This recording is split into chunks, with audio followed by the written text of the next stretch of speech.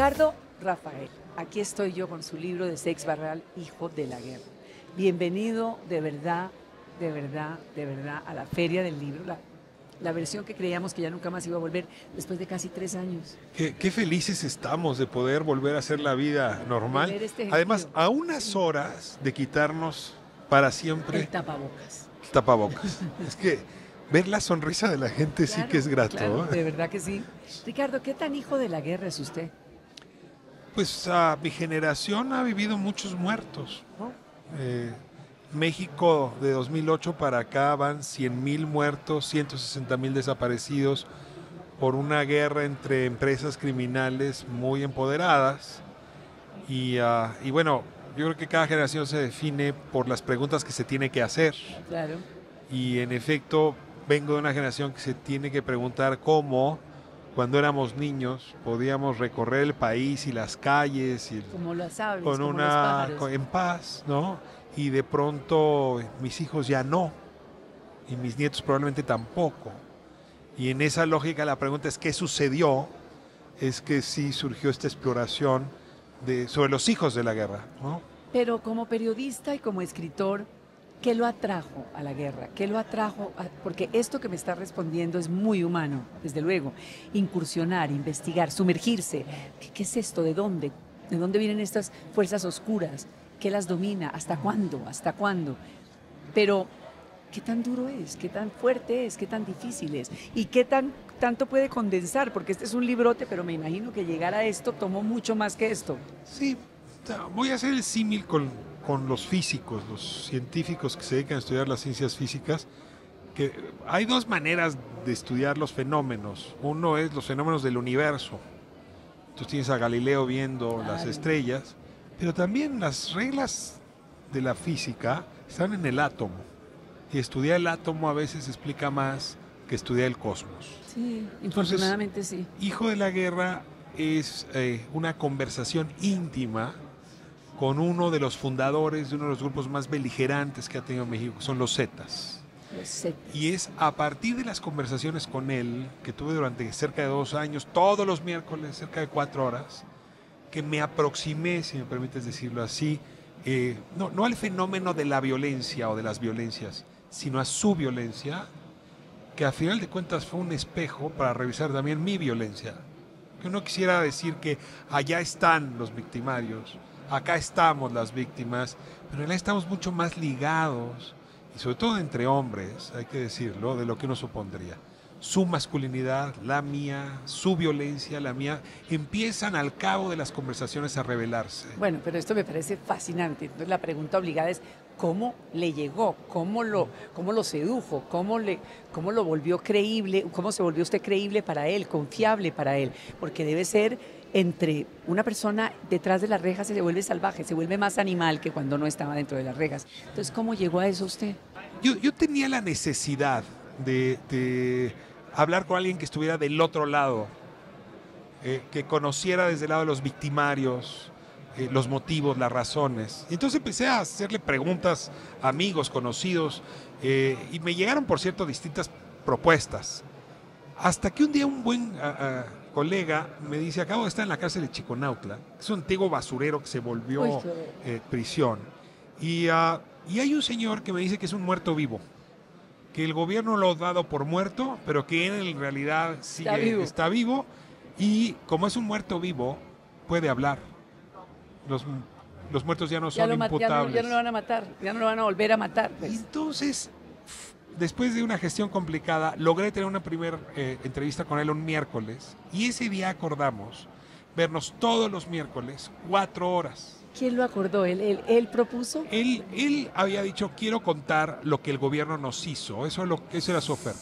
Uy, uy, uy. Porque, a ver, él en 2014, en mayo, en un gran acto de propaganda gubernamental, lo presentan como abatido, acribillado, presentan fotografías de él. Un falso positivo se llama aquí en Colombia. Falso positivo. Que en realidad él lo bautiza como el muerto vivo. Más bonito, suena más bonito muerto vivo que falso positivo, es aterrador. Y entonces dice, y eso le permite a él seguir actuando, y luego cuando empieza una guerra muy fuerte entre ellos, un amigo lo acusa de haberse robado una pistola, y por ese delito logra Lo- esconderse en esa cárcel durante 5 años para evitarse la guerra con otro nombre. Pero fascinante. Y esta es su historia. Este es el relato de nuestras conversaciones. Que Y son a el partir de la conversación es su historia, la mía, Claro, y la el de los retrato- y el Zetas retrato y la de mexicano, México claro. en esta época. Claro, Y- el retrato mexicano y la pregunta también, desde luego, Ricardo, es cómo se llega a esos clanes, cómo se llega a esas pandillas, a esos Sí, creo que horrores. en la vida uno cree que elige los lugares cuando en realidad los lugares nos eligen a nosotros. Es verdad. Él tiene una infancia complicada porque el padre es un asaltabancos y secuestrador. Y muy orgulloso de que su hijo siga sus pasos. Qué barbaridad. El líder del padre, el jefe de la banda del padre, había sido militar. El líder había sido militar. El líder No, de la pero banda. Estamos y entonces divinamente, pues. el líder, el jefe del papá le dice, tú te vas a echar a perder, te vas a morir jovencito de sicario. Entra al ejército. Y el líder de la banda del papá lo ayuda a entrar al ejército. Muchacho muy listo, asciende muy rápido y el ejército mexicano lo manda al fuerte Hood, que está en Estados Unidos. Sí. Suena colombiano, ¿verdad? No, pero suena muy colombiano todo, es que estoy muy impresionada. Lo forman, Claro. ahí lo enseñan a torturar, ahí lo enseñan a hacer interrogatorio, ahí lo enseñan A mentir. en fin, a mentir, y luego lo regresan y como en México, a ver si no suena también muy colombiano, desconfiamos de las autoridades civiles, meten a estos militares a encargarse de la policía judicial Qué horror. y ahí los captura el cártel del Golfo y se los lleva como guardia protectora de esa, de esa pero es, organización. es el retrato nuestro también, qué cosa tan impresionante. Es que lo que uno descubre es que las fronteras de estas empresas no existen. Ni el mar que separa a Colombia de México, ni la frontera de 3.000 kilómetros que separa a México con Estados Unidos. En realidad se trata de un fenómeno que va en continuo desde Chicago, De desde un California descontento hasta general, Cali o de un Medellín. descontento general, de unas diferencias sociales abismales, de todo un tema que es la realidad que estamos viviendo. Así Ricardo. es, y de un Estado que no ha Que logrado, no reacciona. que no ha logrado ni resolver el problema de la desigualdad, ni de la falta de movilidad social, ni tampoco de la legalidad. En fin, este conjunto es muy propicio para que este contexto macro succione, devore Y vidas lógicamente, atómicas como esta. Como esta. Lógicamente, después de tantas crónicas de guerra, después de tantas crónicas de violencia, ¿hasta cuándo va a seguir escribiendo sobre este tema? ¿O va a llegar un momento en que va a hacer un clic y va a decir lo mío es otra cosa? ¿O esto es definitivamente hasta el A final? ver, lo que me pareció fundamental para enfrentar este tema Sí. es no hacerlo desde la destreza del periodista, Ah, bueno. sino un poco como La le parte hizo humana. Perseo para enfrentar a Medusa, Sí, que una utilizó seducción. Sí. el espejo Claro. de su escudo, esto es de Italo Calvino, ¿no? Su escudo como espejo para enfrentar a Medusa, eso hace la literatura. Y entonces la literatura permite que no se galvanice el corazón de quien está leyendo el libro ni de quien lo está escribiendo, Sí, porque es sino que... encontrar la dimensión más humana, más íntima. Pero lúdica. Por lo sí. menos que aporta conciencia, y sí, es lúdica en Claro que algún es lugar. lúdica. Tiene y- que haber, sí. porque si no, ¿cómo Sí. seguimos? Y de esa manera es aportar conciencia, digamos, no de manera militante, pero sí de comprensión del mundo que estamos viviendo y de cómo podríamos hacer que la coexistencia pacífica surja. Entonces sí hay un ejercicio en el sentido mucho más allá de la narconovela o la narcoserie. O la- Esta es la o- historia sí, de nuestra sí, época, sí. ¿no? La Donde narco- hay mucha violencia, ¿no? La narcocultura que estamos viviendo, pero ojo, eso es lo que está. México, Colombia, Venezuela, Perú, en fin. ¿Cómo ve, porque usted es un analista político también, cómo ve este momento? ¿Cómo ve a Colombia? ¿Cómo ve a México en estos momentos como analista político? Sí, a ver, yo creo que las violencias que nos aquejan son muchas. La mayoría están ancladas en la incapacidad que han tenido nuestros países para igualarnos. No, las distancias sociales La que son... discriminación, es decir, la desigualdad de trato, por razones totalmente arbitrarias, sigue muy presente. Y luego su reflejo en la desigualdad económica es bestial. Es muy complicado decir que somos democráticos cuando la igualdad ante la ley, No, la igualdad ante no el existe. Estado, la igualdad entre nosotros en el ágora no existe.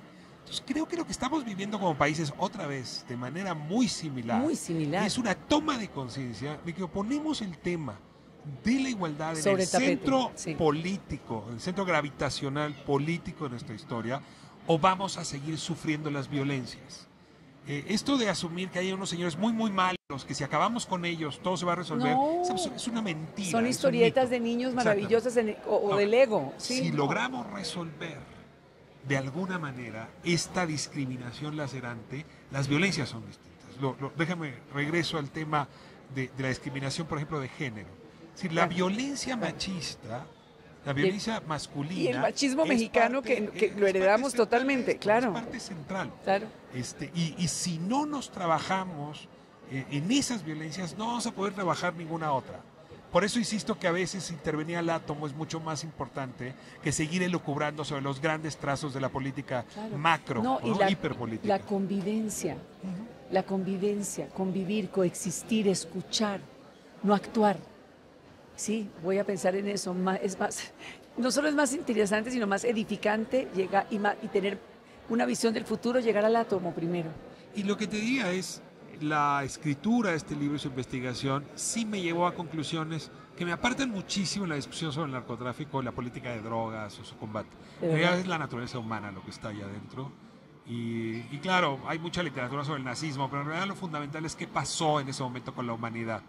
No, esto ya duró, esta violencia que estamos viviendo Ya en eso, América Latina no. ya duró, necesitamos entenderla, no desde su exaltación, no desde su falsedad, no desde la sicaresca, sino desde una empatía incluso que puede haber entre víctimas y victimarios, Ay, me encanta. cuya reconciliación Y es eso clave. es hijo de la guerra. O sea, ya lo escucharon y de verdad fascinante. Te agradezco Gracias, muchísimo. Ricardo. Gracias por esta invitación. Esto Un es honor. la HJCK y bla, bla, bla, blue.